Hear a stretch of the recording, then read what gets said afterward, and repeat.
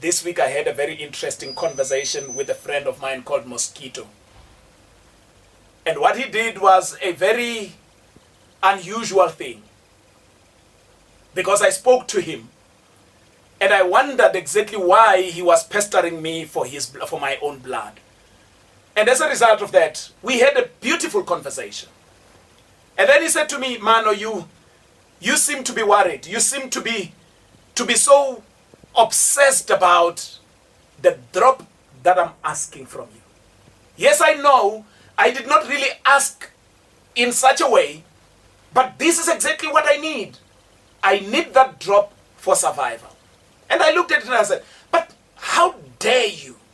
You asked me for a drop and yet you leave me with this pain.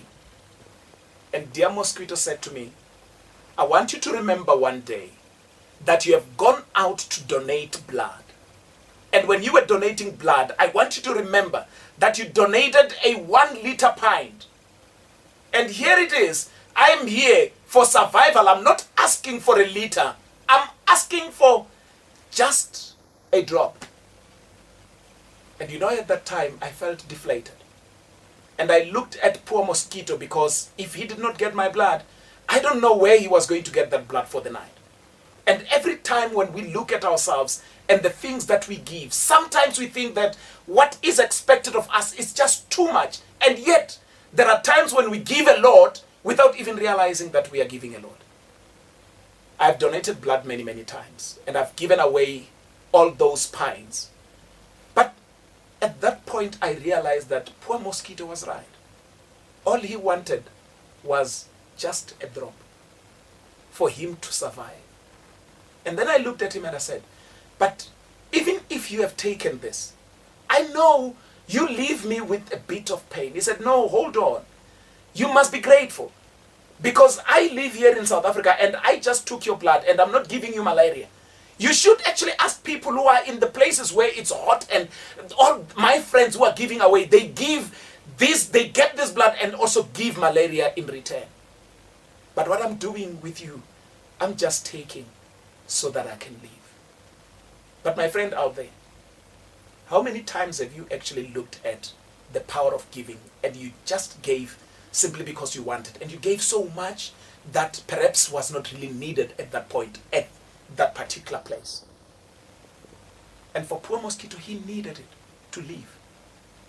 And maybe that's the reason why he made him, so that he could suck from us. Maybe that is the reason why God just worked out Mosquito in that way. Think about all other things and all other people who are in need of the simple things that you have. Think about someone out there who is just in need of your word that you don't buy. Think about somebody else who is just in need of, redirection. Think about someone who is just dependent on something else that you do not have to spend more on. Think about someone who doesn't have a trousers, and yet you have 18 of them. Think about someone who does not have a pen, and you have all these things. Sometimes giving becomes painful. And yet, as we giving to those that are in need, we find ourselves in a better position to be able to give with open hearts. Just think about it. Think about the people next door. Think about just one child next door. Think about somebody else that you know. This is the month of love. Think about the love that God has given to you, to me, to everybody else. And think about what we are giving back. What is it that you are willing to give tonight? What is it that you're willing to give tonight? When you have made up that kind of decision, don't go anywhere.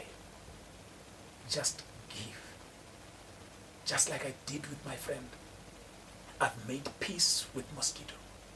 And I'm sure you will make peace with one.